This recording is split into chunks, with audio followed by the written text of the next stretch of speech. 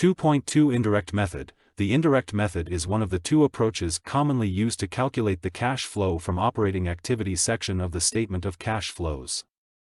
Unlike the direct method, which directly reports cash inflows and outflows, the indirect method starts with the company's net income and adjusts it to arrive at the cash flow from operating activities. Here's an overview of the indirect method. Start with net income. The indirect method begins with the net income figure from the income statement. Net income represents the company's profit or loss after accounting for all revenues and expenses. It serves as a starting point for calculating the cash flow from operating activities. Adjust for non-cash expenses and revenues. Non-cash expenses, such as depreciation, amortization, and depletion, are added back to net income because they do not involve actual cash outflows. These expenses were deducted from revenue to determine net income but do not impact the company's cash position. Similarly, non-cash revenues, such as gains from the sale of assets, are deducted from net income because they do not involve actual cash inflows. Account for changes in working capital. Working capital refers to the difference between current assets and current liabilities and represents the short-term financial position of a company. Changes in working capital can impact cash flow, and adjustments are made to reflect these changes. Here's how changes in specific working capital accounts are typically addressed. A. Accounts receivable. An increase in accounts receivable means that cash has not been received for sales made, resulting in a decrease in cash flow. Therefore, an increase in accounts receivable is subtracted, while a decrease is added. B. Accounts payable. An increase in accounts payable means that payments to suppliers have been delayed, resulting in an increase in cash flow. Therefore, an increase in accounts payable is added, while a decrease is subtracted. C. Inventory. An increase in inventory means that cash has been used to purchase more inventory, resulting in a decrease in cash flow. Therefore, an increase in inventory is subtracted, while a decrease is added. D. Prepaid expenses. Changes in prepaid expenses are treated similarly to changes in inventory. An increase in prepaid expenses is subtracted, while a decrease is added. E. Accrued expenses. Changes in accrued expenses are treated similarly to changes in accounts payable. An increase in accrued expenses is added, while a decrease is subtracted. Consider other non-operating items. Certain items that are not directly related to the core operations of the business but still impact cash flow may need to be considered. For example, gains or losses from the sale of long-term assets that are not part of the company's primary operations would be added or deducted accordingly. Calculate net cash flow from operating activities. After making all the necessary adjustments, the final figure represents the net cash flow from operating activities. It indicates the cash generated or used by the company's core operations during the specific period. The indirect method provides a reconciliation between net income and cash flow from operating activities by adjusting for non-cash items and changes in working capital.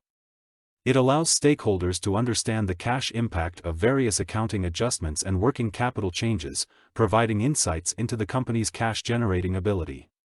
The indirect method is widely used because it is more practical and can be derived from readily available financial statements. Adjusting net income using changes in balance sheet accounts is a crucial step in the indirect method of calculating cash flow from operating activities. This process involves analyzing changes in specific balance sheet accounts to determine their impact on cash flow.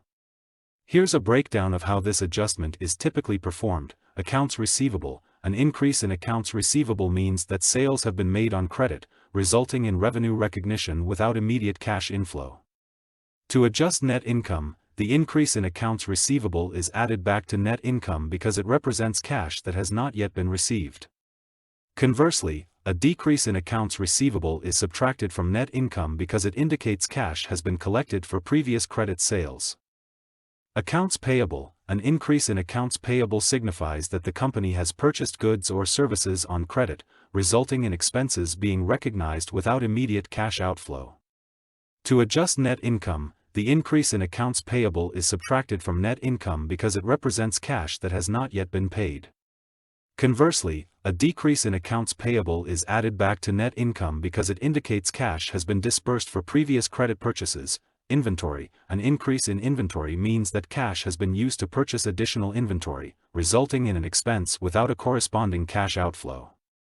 Therefore, the increase in inventory is subtracted from net income. Conversely, a decrease in inventory is added back to net income because it implies that inventory has been sold, generating cash inflow that is not reflected in net income. Prepaid expenses. Changes in prepaid expenses are treated similarly to changes in inventory.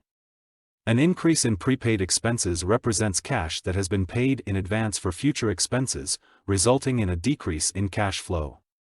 Therefore, the increase in prepaid expenses is subtracted from net income.